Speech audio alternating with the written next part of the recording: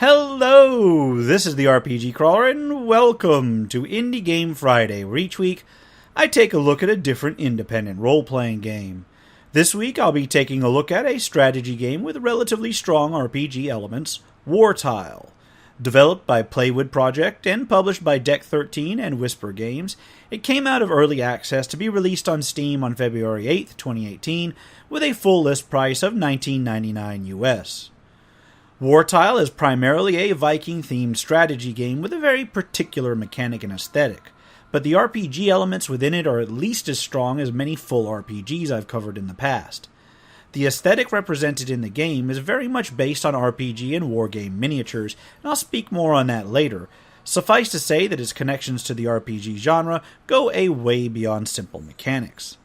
In terms of storyline, Wartile begins with a few Norse warriors heading to an island to gain the blessing of their gods, only to find it already overrun with enemies. They then go about cleansing the island, which develops onward into a full campaign. The story is revealed bit by bit through linked missions, as are the mechanics. In terms of said mechanics, between missions the boar band can be customized in a variety of ways. First is through the inn.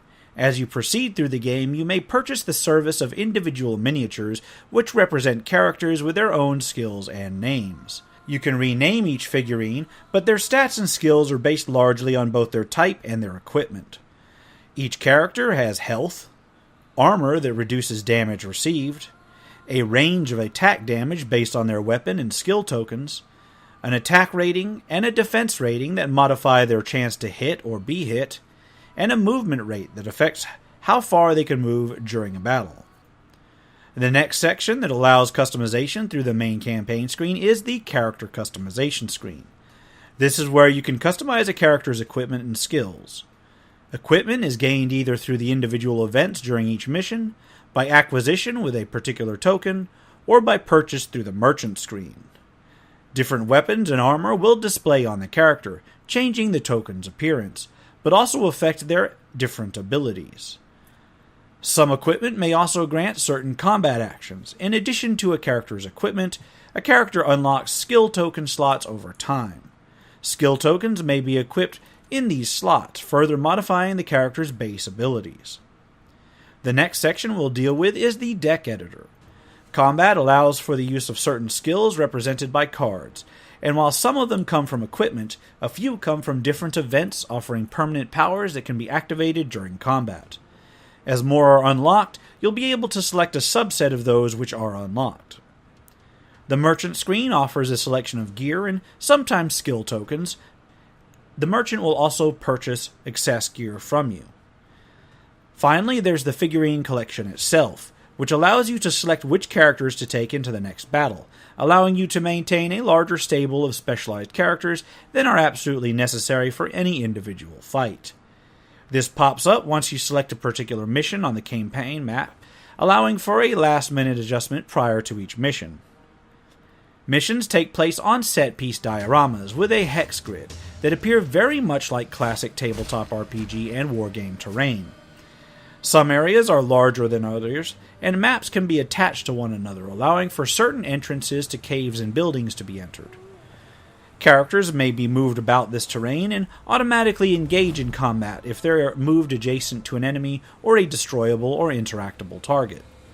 Interestingly enough, the game doesn't quite use real-time, nor does it use turn-based time.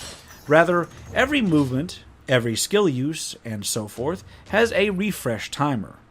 This means that if you move your character, they can't do much until the refresh timer is done. It can take some getting used to, and in fact can be quite complex to handle large groups using this mechanic. Fortunately, you can hit the spacebar to put the game into a super slow motion mode, which will give you ample opportunity to make strategic selections. Although combat is straightforward and largely automatic, certain things can affect it. Flanking rules exist, for example, so it can be helpful to position your units surrounding an enemy. Reach weapons also exist, allowing for spears to hit over certain hexes. High and low terrain have effects to give mild bonuses and penalties to various attackers and defenders, and line of sight can block certain effects and attacks. Further, cards representing skills can be dragged onto the target figurine to have an effect. For instance, characters with shields can access a Shield Bash card that, when used, can stun their target. Once used, cards go into cooldown mode. Global cards exist that all of your figurines can use, although most of these take battle points to utilize. Battle points are gained by defeating enemies and accomplishing goals in the mission. Other things you may pick up while exploring the map include key items that are used to fulfill primary or secondary mission goals, as well as consumables such as healing herbs. Each figurine may only hold one consumable item, and they do not carry over from map to map, so be sure to use them. Aesthetically, the soundtrack is quite pleasant, although I must admit to being on a bit of a Viking music kick of late with all of these Norse-themed games. The art style, however, with its focus on duplicating the look and feel of a highly detailed miniature set, is absolutely gorgeous. If you're the sort of person that enjoys looking at detailed miniature setups, this one will probably appeal to you on that alone. So mechanically, the RPG elements involved center on equipment upgrades in a manner some RPG lights have taken, but the focus on individual miniature customization is very much in line with what I expect of some early tabletop RPGs, and the story feels like there's something to offer there. I do have some minor complaints with the game. The camera controls feel a little clunkier than they absolutely should, although that's not a deal breaker. Likewise, the addition of the card-based skills to a cooldown-based combat system may take some getting used to. Again, not a deal breaker, but be advised that it can get somewhat hectic later on without ample use of the ultra-slow mode.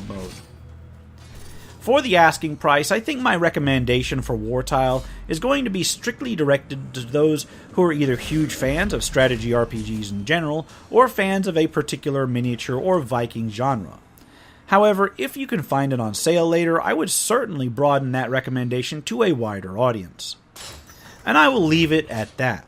For now, this has been the RPG Crawler with Indie Game Friday Wartile.